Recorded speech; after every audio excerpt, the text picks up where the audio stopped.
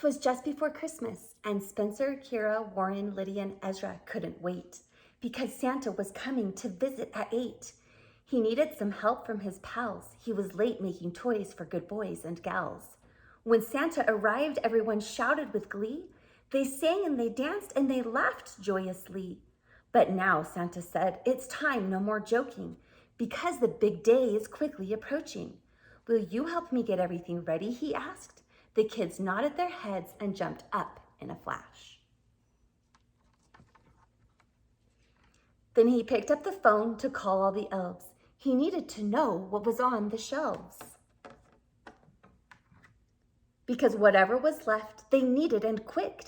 He raised his wrist and gave it a flick, and out of his hands some magic dust flew, as a reminder the greatest gift of all is the beautiful you.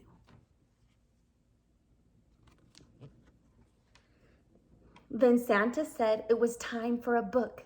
Lydia bent over and gave it a look. The book told of a magical Christmas story of Jesus' birth and all his glory. I'm not going to spoil the rest of the book, but this is the Sentimental Mom's Christmas present.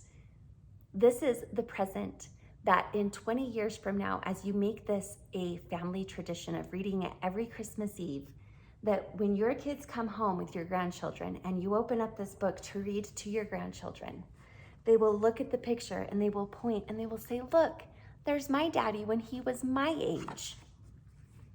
My Santa sessions fill up quick. They open up in July.